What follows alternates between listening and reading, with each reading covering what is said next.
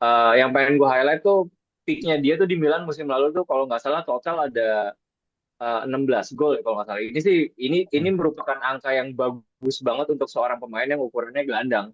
Jadi kalau eh, memang yang datang ini Reinders instead of Bernardo Silva, gue rasa sih Juve udah ada bayangan gimana cara memanfaatkan potensinya si Reinders ini. Apalagi kita sama-sama tahu kalau sekarang pelatih yang menangani Juve udah, kalau gue bilangnya udah pelatih beneran gitu, bukan pelatih coba-coba Ya, lagi kayak Komul ini udah masuk apa namanya? Bukan sekedar rumor lagi karena memang banyak selentingan-selentingan yang memang tidak puas dengan kinerja Komol ini lebih banyak daripada yang pro sama Komoli gitu. Karena impact-nya di lapangan bahwa pemain-pemain kayak Openda, Jonathan David itu sampai sekarang performanya masih jelek hitungannya lah. Terlihat kemarin waktu kita lawan Hellas itu si Jonathan David sama sekali tidak memuaskan.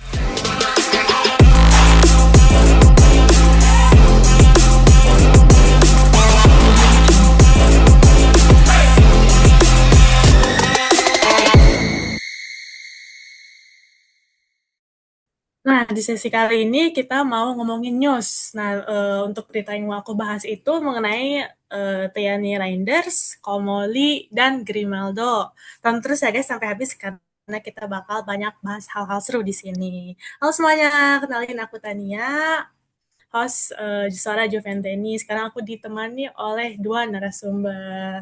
Oke, boleh kenalan dulu untuk narasumber aku untuk Mas yang beraju putih nih. Boleh kenalin namanya siapa? halo, selamat pagi, siang, sore, malam. Balik lagi sama gua Ali. Kita mulai ngomongin berita tentang news sama rumor Mercato ya. Iya betul. Halo Mas Ali. Nah, satu lagi Mas baju hitam nih, boleh kenalin dulu siapa namanya? Halo, perkenalkan dengan gue Bio, suara Juventini dari Juventini dari sekitaran Jakarta Timur, ya deket-deket Taman Mini lah, sekitaran situ. Kalau ada Ricky itu biasanya kita barengan dari Taman Mini juga, kita sama-sama di Taman Mini. Oke, Sport Timur ya. halo Mas Yo. Yo, halo. Halo. Oke teman-teman, sebelum masuk ke pembahasan, hari ini aku mau promosi ini. Kalau di Suara Juventini ini ada fitur membership, di mana teman-teman bisa join di sana dan mendapatkan kesempatan nih untuk ngobrol sama kita di sini, dan teman-teman juga nanti di-invite ke grup WhatsApp. Jadi seru banget nih, bisa chat-chat tuh sama membership Juventini lain, bahas-bahas mengenai Juventus itu 24 jam, grupnya selalu ramai. Nah, terus satu lagi di tayangan kita ini ada QR, jadi teman-teman bisa scan di situ dan bantu untuk berdonasi sedikit atau banyak gak apa-apa supaya channel kita hidup terus. Terima kasih. Oke, sekarang masuk ke pembahasan itu tadi sudah di spill sedikit mengenai Tiani Reinders. Nah, sekarang ini rumornya itu Juventus mengarah ke gelandang Manchester City, yaitu Tiani Reinders ya. Sebelumnya Juventus memang cukup sering nih dikaitkan dengan Bernardo Silva. Namun karena Bernardo Silva itu lebih fokus ke Barcelona, jadi kita punya kandidat lain, yaitu Tiani Reinders. Nah, menariknya, situasi Reinders di Manchester City juga sedang berubah. Setelah sempat cukup sering dimainkan di awal, belakangan ia mulai kesulitan nih mendapatkan menit bermain dan lebih sering berada di bangku cadangan. Karena itu, mulai muncul kemungkinan bahwa City membuka ruang untuk skenario transfer tertentu, termasuk opsi pinjaman atau formula pembayaran bertahap yang lebih realistis untuk Juventus. Nah, Mas Ali, melihat Juventus yang sebelumnya nih mengincar Bernardo Silva, terus sekarang kan mengincarnya Tiani Reinders nih. Kalau menurut Mas Ali, apakah profil kedua pemain ini nih sebenarnya cukup mirip dari cara bermainnya, karakternya, dan pendekatan taktik di lapangan? Atau justru ada perbedaan yang signifikan nih antara Reinders dan Bernardo Silva yang membuat dampaknya terhadap permainan Juventus itu nantinya sangat berbeda? Oke, Tijani Reinders ya. Ini kayaknya City lagi agak-agak cuci gudang nih mentang-mentang Pep musim depan udah nggak di Manchester City lagi. Jadi kayak seolah-olah garage sale sama jadi mereka tuh kayak coba-coba nawarin pemain-pemainnya ke tim lain, salah satunya Juve gitu kan. Kalau kemarin ada Silva, sekarang ada Reinders. Oke, mengenai profilnya Reinders sendiri, Kalau gue sih lihatnya apa ya, kayak sedikit sama namun sedikit beda gitu loh. Jadi gini, emang kalau Rangers didatangkan ke Juventus, ini pasti juga ditujukan untuk mempertajam lini serang dari segi kreasi peluang ya. Tapi kalau kita lihat dari tipe bermainnya, ini agak-agak beda nih. Kalau kita lihat kan Bernardo Silva tuh tipe mainnya dia pasti main di posisi nomor 8 dan juga di right winger. Nah, di situ tuh dia banyak ngandelin khas pemain tipikal pemain berteknik lah. Dia banyak ngandelin teknik close control bola, jadi bisa menciptakan peluang dari umpan-umpan bagus atau killer pass dari sisi kanan. Nah, sementara kalau gua ngelihatnya tipe mainnya Rangers itu beda di mana dia kayak eh, kayak kayak gabungan antara setengah Turam, setengah McKennie. Kalau gue ngeliatnya tuh kayak gitu. Jadi dia kayak Turam in the sense of dia sering banget melakukan progresi bola lewat dribble gitulah, nusuk dribble dari tengah langsung ke jantung pertahanan. Dan mirip banget kayak McKennie di mana dia punya insting yang bagus untuk masuk kotak penalti dan menyelesaikan peluang. Jadi kayak coming late into the box. Kalau dilihat-lihat tuh sebenarnya tipe-tipe gol dia di dulu di AC Milan dan sekarang di Manchester City itu emang banyak memanfaatkan yang dia masuk-masuk ke kotak penalti gitu tuh, instingnya jalan banget. Sama juga sama satu lagi dia itu sering banget ngambil inisiatif untuk nembak dari luar kotak penalti. Jadi sebenarnya kalau dari segi opsi menciptakan gol ini bagus banget kalau Reinders bisa diambil dan memang kondisinya juga sedang mendukung kan. Dia juga kondisinya lagi cadangan di timnya yang sekarang. Tapi balik lagi semuanya kembali ke harga kan ujung-ujungnya duit kalau kalau urusan transfer kayak gini. Yang pengen gue highlight tuh peaknya dia tuh di Milan musim lalu tuh kalau nggak salah total ada 16 gol ya kalau nggak salah. Ini merupakan angka yang bagus banget untuk seorang pemain yang ukurannya gelandang. Jadi kalau eh, memang yang datang ini Reinders instead of Bernardo Silva, gue rasa sih Juve udah ada bayangan gimana cara memanfaatkan potensinya si Reinders ini. Apalagi kita sama-sama tahu kalau sekarang pelatih yang menangani Juve udah, kalau gue bilangnya udah pelatih beneran gitu, bukan pelatih coba-coba lagi kayak sebelum-sebelumnya gitu Tanya. Oke, kalau nih teman-teman penonton kita gimana? Setuju gak nih sama pendapat Mas Ali ini gimana? Oke, kalau untuk Mas Bio nih, kalau di sisi lain harga Rangers ini jelas tidak murah ya Mas ya, apalagi Manchester City juga mengeluarkan investasi besar saat merekrut Rangers. Menurut Mas Bio, apakah Juventus realistis untuk mengejar transfer seperti ini di tengah kondisi finansial yang masih harus dijaga? Dan jika memang transfer ini harus dikejar, apakah skema seperti pinjaman dengan opsi atau kewajiban beli beli menjadi jalan paling masuk akal bagi Juventus saat ini? Ya, melihat dari kolapsnya hubungan antara Jorge Mendes sama Juventus di belakangan ini, karena terlihat lebih merapat ke Barcelona ya, kalau si Bernardo Silva atau yang terakhir update. Dan sekarang ada berhembus kabar si Tijani Reinders ini ya. Oke-oke aja sih menurut gue kalau misalkan memang ada advance untuk bisa mendapatkan si Tijani. Karena memang kita butuh gelandang yang memang segar dan juga benar kata Mas Ali tadi, dia punya kemampuan seperti McKennie dan juga Kepretura, di mana dia tipenya box to box dan juga bisa jadi whole player gitu. Jadi bisa mengisi kekosongan di lini tengah yang saat ini Juventus nggak punya gitu dan nggak ada yang konsisten seperti McKennie. McKennie kadang taruh di kanan angin-anginan, kemarin-kemarin kita sempat ngegolin banyak tapi sekarang off lagi gitu. Nah mungkin ini Tijani bisa menjadi apa namanya opsi bagi gelandang-gelandang Juventus di mana musim depan mungkin ya seperti Mas tadi Ali bilang bakal dicuci gudang karena memang dari musim-musim sebelumnya Pep sudah memberikan sinyal bahwa musim ini adalah musim terakhirnya di City. Terlebih juga ada rumor bahwa Pep akan menangani timnas Italia. Kemungkinan ini banyak pemain yang bakal cabut di Manchester City.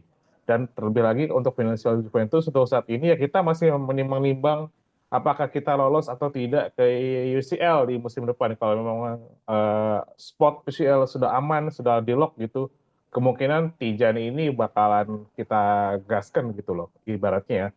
Tapi kalau dari secara skema pembayaran ataupun nilai valuasinya dari pemain, tadi yang Tania bilang adalah 40 juta. Dan plus-plusnya kemungkinan sih strateginya memang harus dipinjamkan dulu karena memang budayanya Juventus kalau untuk pemain kita ya harus loan dulu beberapa musim baru kita cash gitu loh. Karena mungkin budayanya Juventus adalah kita mencari pemain-pemain yang oke dulu baru kita bayar gitu Tania. Tapi memang kalau dari segi dari finansialnya Juventus memberikan 40 juta euro untuk seorang Tijani Reinders kayaknya sih belum bisa kalau untuk secara cash. Tapi kalau untuk loan dan juga nanti mungkin future sale-nya oke untuk beberapa pemain yang bisa dijual dulu dari Juventus sepertinya kita bisa langsung cash kan sama si Tijani Reinders gitu Tania. Oke, terima kasih Mas Bio untuk jawabannya. Ini kita masuk ke kabar yang cukup mengejutkan nih Mas dari internal Juventus. Kalau menurut laporan La Gazzetta dello Sport, posisi Damian Comolli mulai berada di dalam sorotan. John Elkann disebut tidak sepenuhnya puas dengan hasil kerja manajemen, terutama jika melihat performa tim dan beberapa keputusan Mercato yang belum memberikan dampak sesuai harapan. Nah, situasi ini tentu menjadi lebih sensitif karena Juventus juga masih belum sepenuhnya aman dalam perburuan 4 besar. Artinya, bukan hanya hasil di lapangan yang sedang dinilai, tapi juga arah proyek dan keputusan manajemen dalam membangun skuad. Nah, ini Mas Ali. Tadi ada pertanyaan nih untuk Mas Ali. Kalau melihat dari munculnya laporan soal posisi Comolli yang disebut tidak aman, kalau menurut Mas Ali ini apakah masih ini sebatas rumor apakah ini masih sebatas rumor dan tekanan media atau justru memang ada tanda-tanda serius bahwa situasinya bisa berubah terutama jika Juventus gagal mengamankan posisi 4 besar di akhir musim ini dan seberapa besar pengaruh Mercato yang kurang berhasil terhadap penilaian Elkann saat ini, Mas? Oke, Comolli. Ini persepsi orang-orang sebenarnya terbagi dua antara Comolli. Ada yang bilang dia bagus, ada yang bilang dia fraud. Tapi gue rasa berita ini hadir bukan cuma rumor sih. Karena apa? Karena memang saat ini kondisi udah agak genting nih. Dimana kalau kita lihat, tadi Tania udah bilang, posisi 4 besar belum pasti didapat dan performa Juve sejauh ini memang masih naik turun. Kalau kita lihat lebih jauh lagi, labilnya performance Juve ini salah satu biang keroknya adalah memang underperformingnya pemain-pemain rekrutan Comolli di awal musim kemarin gitu loh. Jadi wajar kalau memang ada berita akan marah sama performance-nya Comolli. Coba deh kita trace back sedikit. Summer Mercato yang kemarin itu Comolli yang waktu itu dia masih rangkap jabatan. Dia rangkap jabatan sebagai sporting director juga yang bertanggung jawab ngerekrut pemain kan.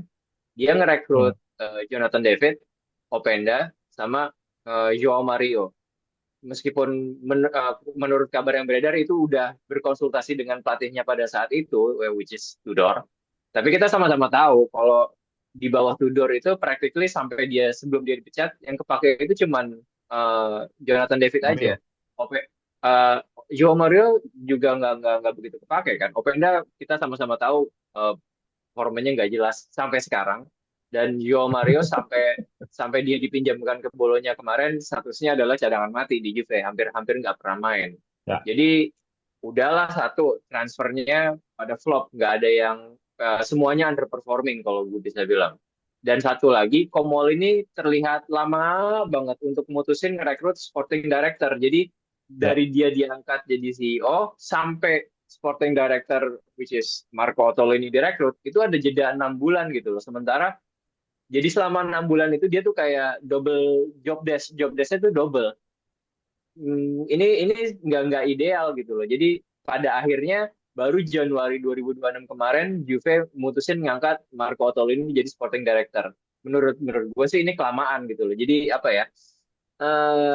Ruang geraknya Comolli juga jadi terbatas karena dia practically double job gitu kan, double job desk.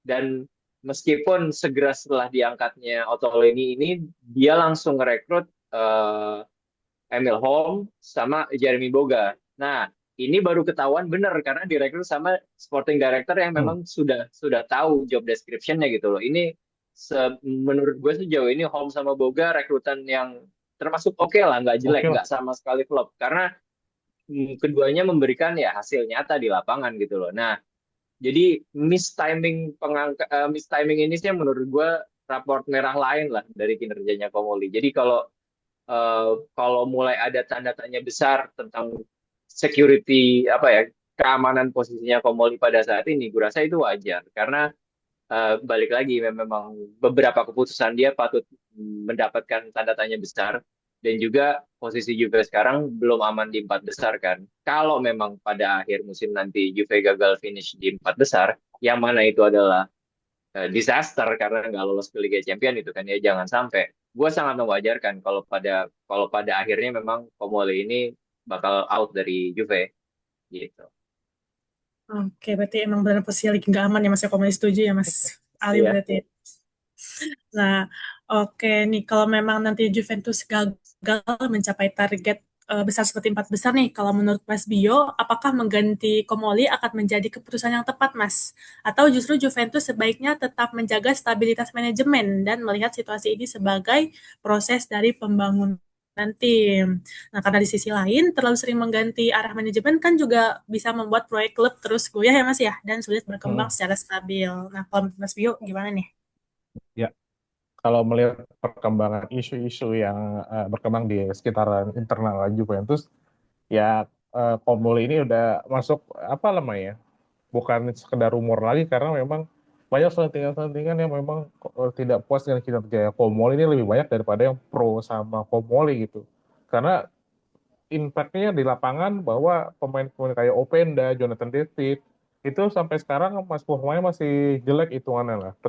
Terlihat kemarin waktu kita lawan Hellas itu si Jonathan David sama sekali tidak memuaskan banget secara pemain, dan juga dari segi harga pun yang dibeli juga nggak terhitung murah ya, karena itu mahal juga hitungan. Openda harus kita bungkus nih di akhir musim ini, tapi performanya sangat jelek sekali. Dan juga kalau misalkan kita merekrut pemain dengan dari segi valuasi dan juga performa harusnya lebih oke. Bener kata Mas Ali tadi, ada 6 bulan ya span waktunya dari merekrut si Otolini ini, dan baku ada Otolini baru oke.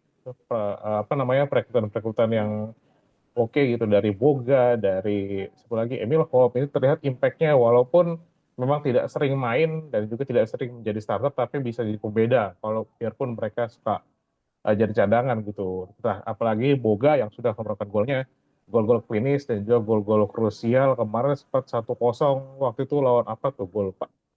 Dia bisa mencetak gol menjadi penentu kemenangan Juventus. Nah, itu kemungkinan itu jasa besarnya Otto ini membawa Boga ke Juventus. Tapi kalau memang mengganti arah, mumpung si Komol ini baru setahun ya Mas ya, hitungannya ya, sampai Iya, musim setahun. besok, akhir musim ini hitungannya baru setahun ya.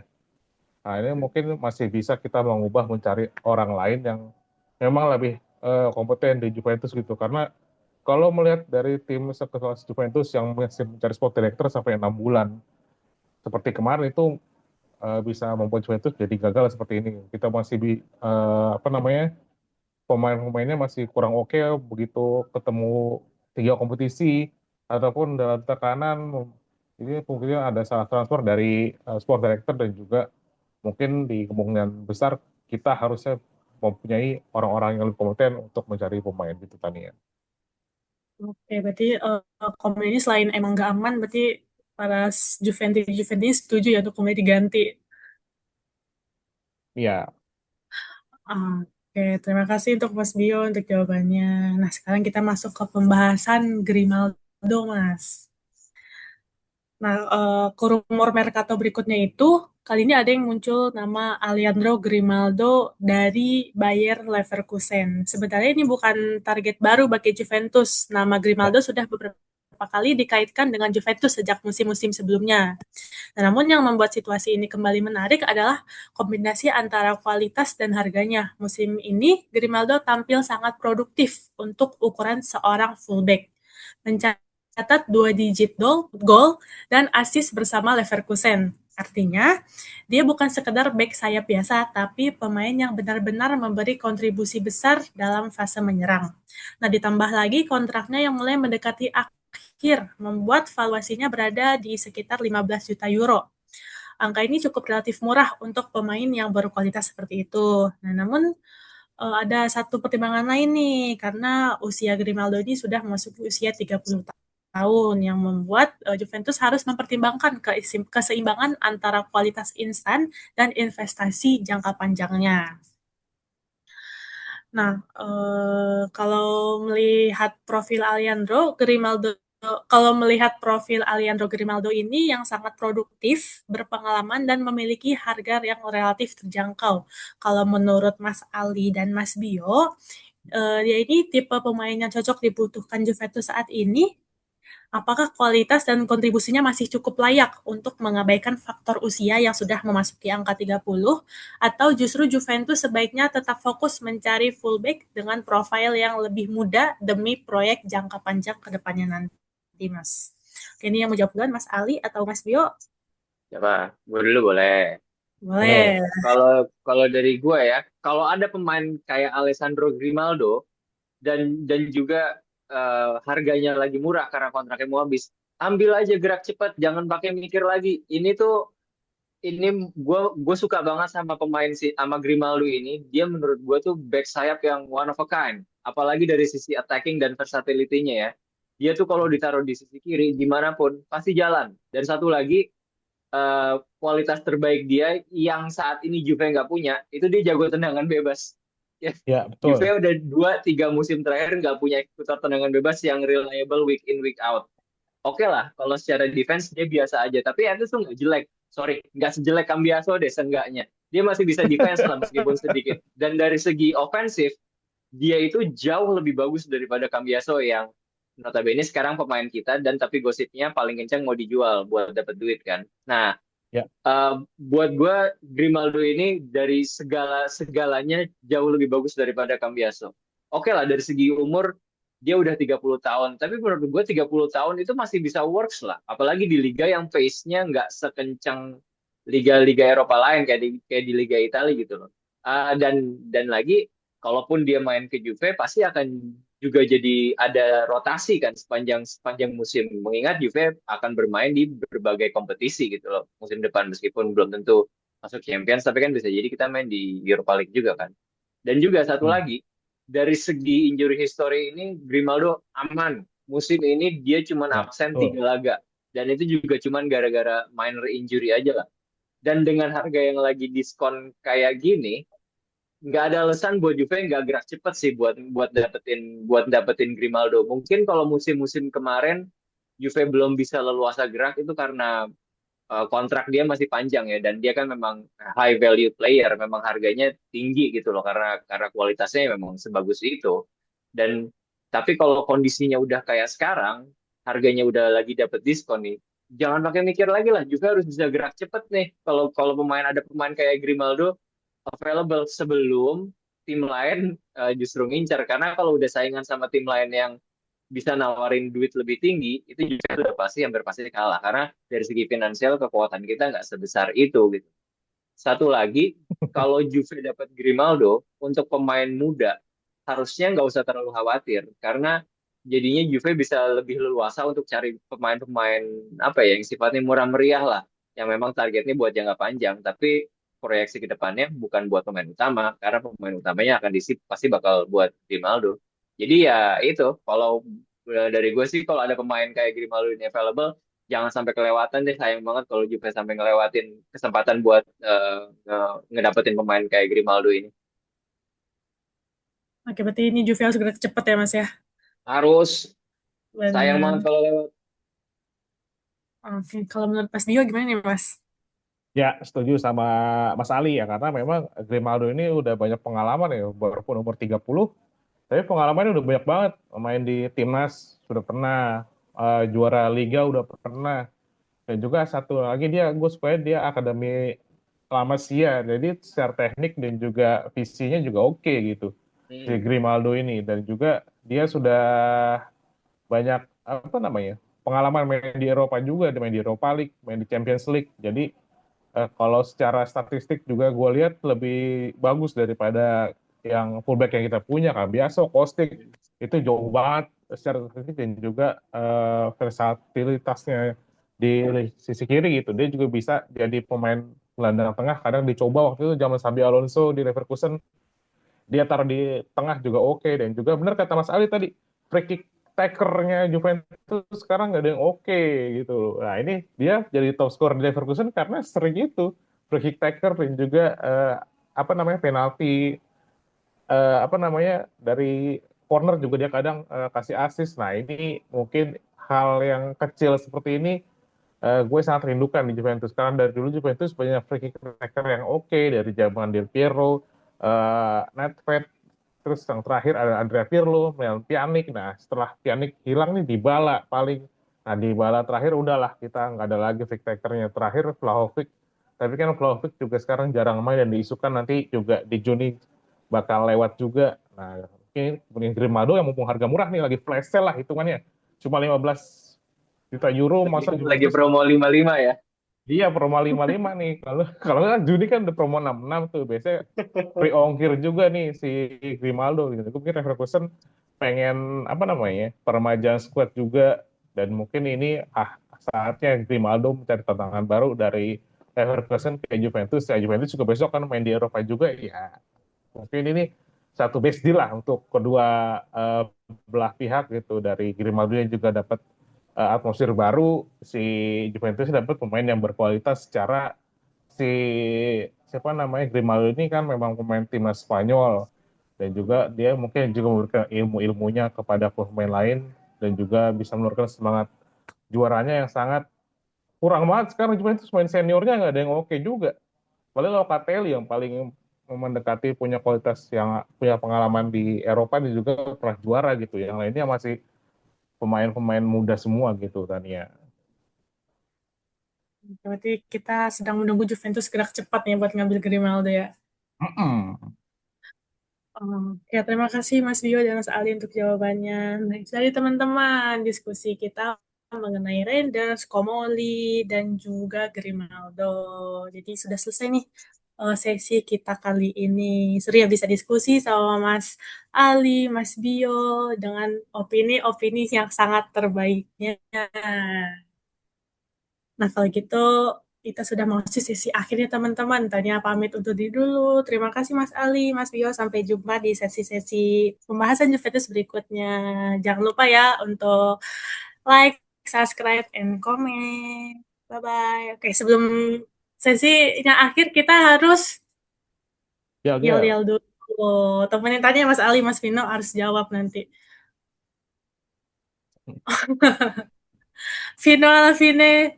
Forza Juventus. Juventus. Yeay. Aku masih malu-malu Vino Lapine-nya.